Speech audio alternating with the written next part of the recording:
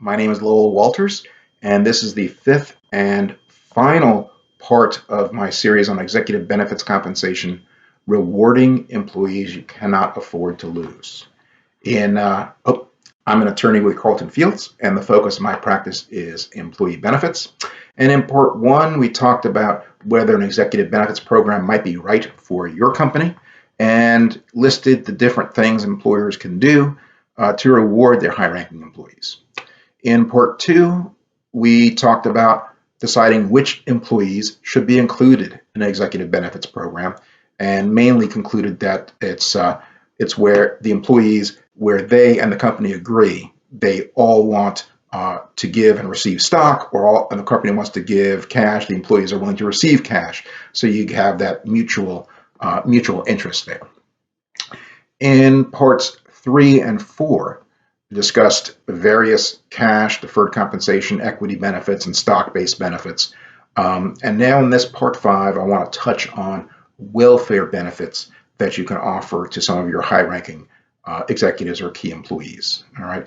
Usually welfare benefits are not the first things companies think of when they think about rewarding their employees, but it's just another tool in your toolbox that can be used to achieve your goals of retaining key talent. Now, let's talk about health insurance first. All right. Non-discrimination requirements limit the ability to provide greater health insurance benefits to your highly compensated individuals. And there are key non-discrimination rules that particularly apply to self-insured health plans and cafeteria plans. Now, the cafeteria plan rules under Internal Revenue Code Section 125, they do permit highly compensated individuals to receive greater benefits than your rank and file employees, but there's a math formula and they can't get too much more. They can get more, but not too much more. And then the self-insured health plan restrictions under Internal Revenue Code Section 105H, those are very strict. Those are very strict and really prevent your highly compensated individuals from receiving any extra benefit. Now, if you have a self-insured health plan, providing extra insurance benefits to your highly compensated individuals through a commercially insured health plan can help. In fact, taking it to the extreme, providing certain medical insurances to highly compensated individuals through a commercial policy that is fully paid by the employer could avoid both sets of these non-discrimination rules. So that is a potential solution if that's a concern of yours. There is also something known as a simple cafeteria plan. Now, to qualify for a simple cafeteria plan, you can't have any more than 100 employees. All right. Simple cafeteria plans allow an employer to make contributions towards health insurance that varies based on employee compensation or employee payments. Now, if you're familiar with 401ks, you might think about this as employer contributions are often expressed as a percentage of compensation. So if you were to make an employer contribution equal to 2% of compensation, certainly 2% of your executive's compensation is going to be more than 2% of some rank and file employees' compensations. So there is that unevenness. Contrast that to the current standards where the company pays a set amount towards anybody electing employee-only coverage, a different but set amount to anybody electing employee family coverage, but it's the same across the board for anybody electing that coverage.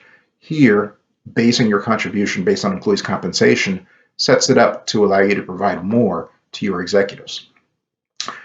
You can also structure it more like a matching contribution, meaning it would be worded as saying the company will make a contribution equal to blank percentage of what the employee is paying towards their health insurance or other cafeteria plan benefits. Now, the drawback, we'll call it a drawback. The drawback to using a simple cafeteria plan design is there are minimum contribution thresholds that must be provided to rank and file employees. If the employer is making its contribution based on a percentage of the employee's compensation, it must contribute at least 2% of compensation. All right, so there's that floor there.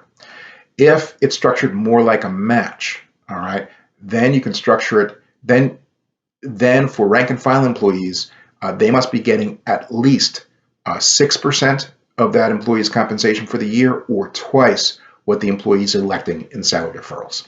It's a little confusing. It's certainly technical, but mainly be aware, if this does interest you, you need to look closer into those minimum thresholds. Now, getting away from health insurance for a moment, there's a benefit that's not that well known in the business world, but it could work for certain particular companies. Qualified long-term care insurance. All right, this is insurance to offset the costs of assistance with daily living activities while someone is disabled or suffering from a chronic illness or cognitive impairment. Now, probably your higher ranking employees that would appreciate this more would be your employees who are older, maybe some concerns with becoming disabled. All right.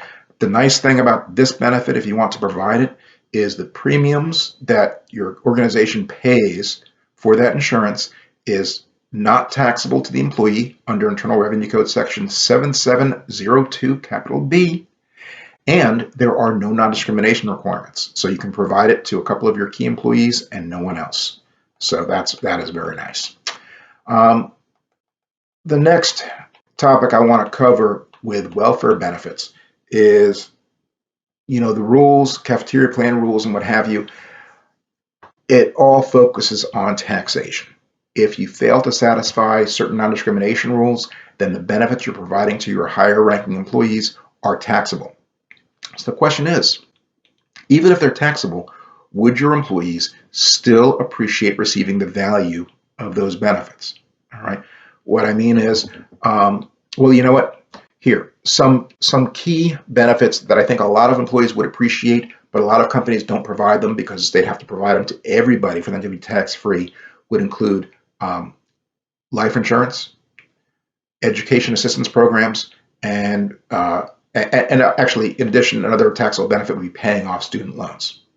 Now, will your employees appreciate receiving a life insurance benefit even if they're taxed on the value of that benefit? They might.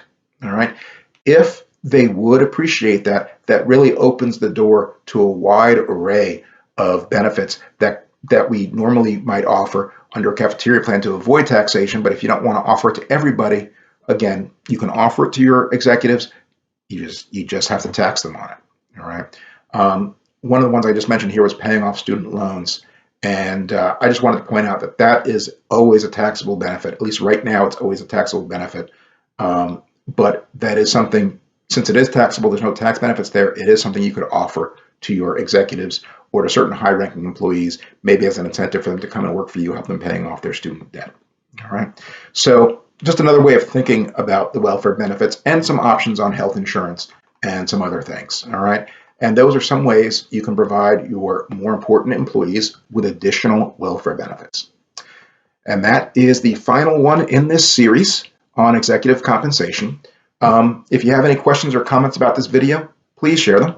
For more information, visit carltonfields.com or email me at lwalters@carltonfields.com. And don't hesitate to contact me with general benefits questions or suggestions for future videos. Thank you.